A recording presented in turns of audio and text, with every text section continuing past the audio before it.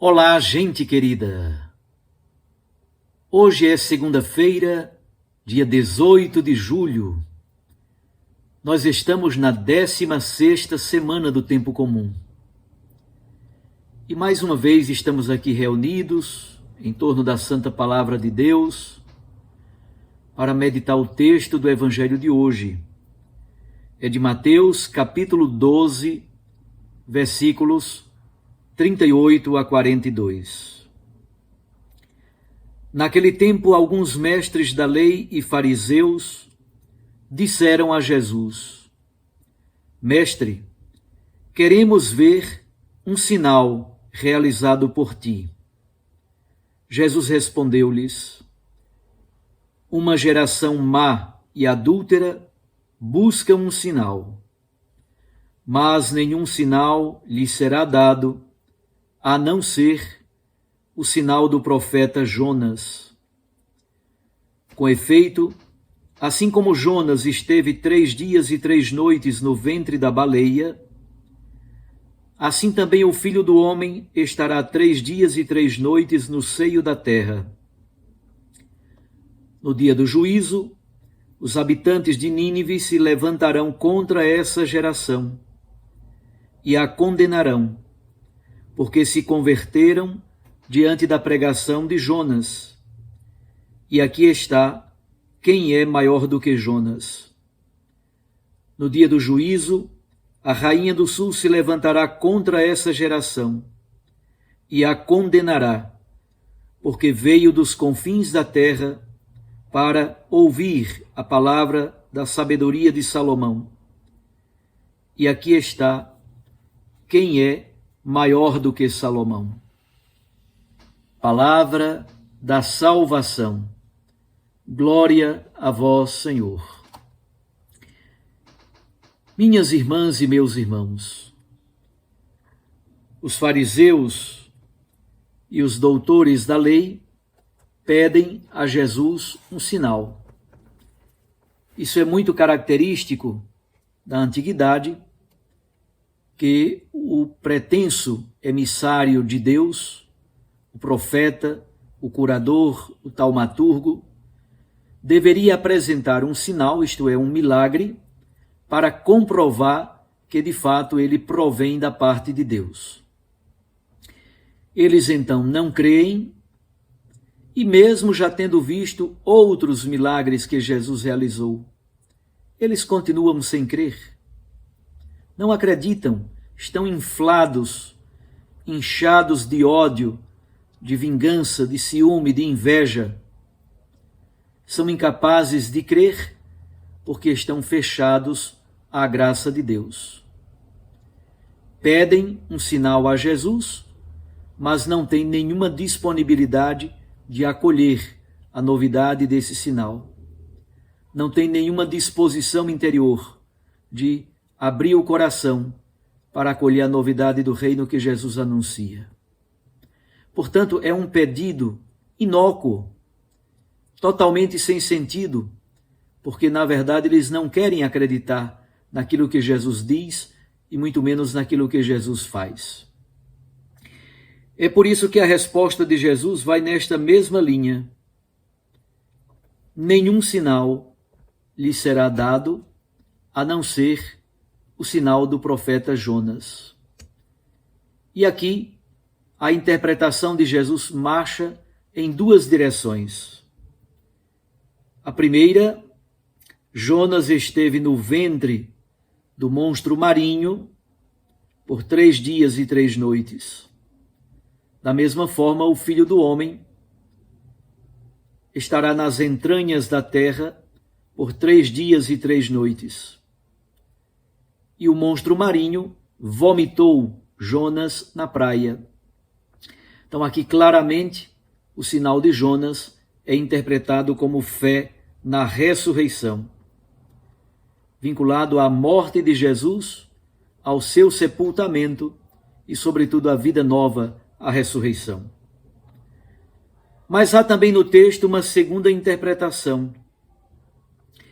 Os ninivitas, isto é, os habitantes de Nínive, a grande cidade capital do Império Assírio, E aqui é bom termos cuidado, porque o livro do profeta Jonas é uma obra literária.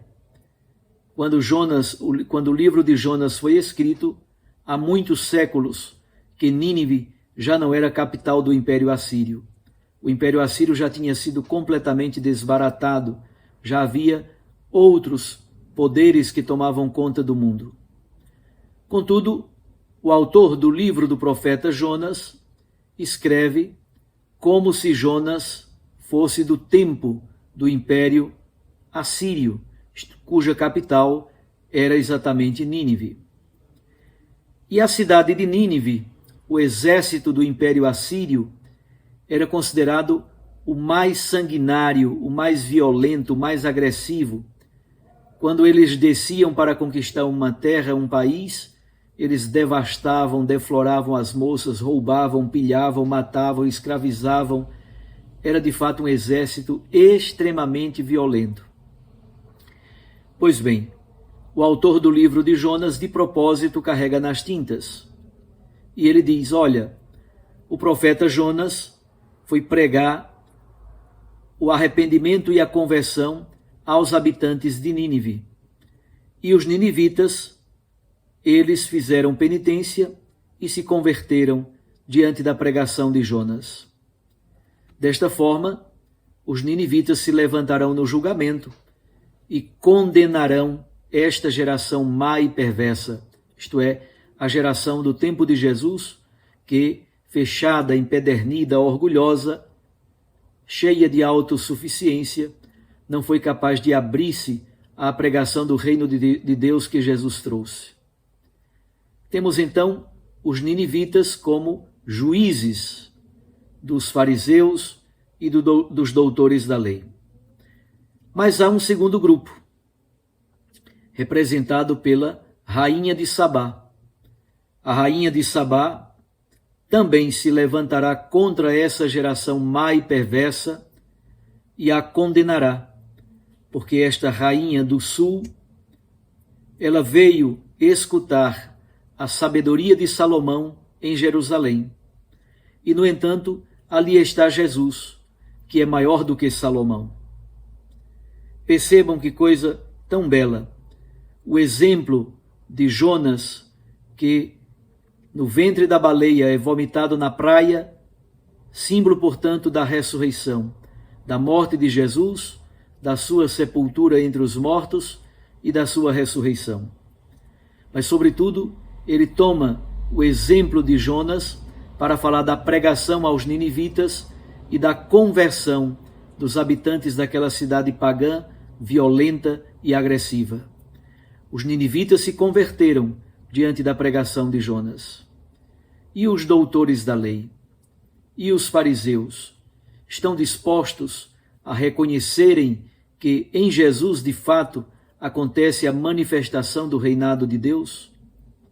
Ou estão simplesmente fazendo finta, inventando que querem alguma coisa, escutar aquilo que Jesus diz, ou ver os sinais que Jesus faz?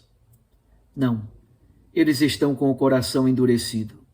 Ao longo do Evangelho de Mateus, nós percebemos claramente que eles são incapazes de abrirem o coração para acolher a novidade do reino de Deus. O mesmo fato com a rainha de Sabá, a rainha do sul. Ela se levantará no dia do juízo para condenar esta geração má e perversa, porque ela veio escutar a sabedoria de Salomão. Jesus é muito maior do que Salomão e a grande maioria dos judeus não quis escutá-lo. Jesus é mais do que um profeta. Jesus é mais do que o profeta Jonas. Jesus é mais do que um rei como Salomão, o rei sábio. Ele é Deus, é o Filho de Deus. Ele revela a sua identidade no mistério da cruz, salvando-nos, libertando-nos e dando-nos vida nova. Olhemos para Cristo crucificado e ressuscitado. Olhemos para o grande mestre de Israel, que veio trazer vida, salvação e libertação para todos aqueles que estão cansados, fatigados, sob o peso dos seus fardos. E Jesus é o Mestre manso, humilde, compassivo e misericordioso. E ele nos dá guarida, ele nos dá segurança. Junto dele nós encontramos o verdadeiro repouso de nossas vidas. Um abraço a você. Fique com Deus e com sua Mãe Maria Santíssima. Eu os abençoo. Em nome do Pai, e do Filho, e do Espírito Santo. Amém. Até amanhã, se Deus nos permitir.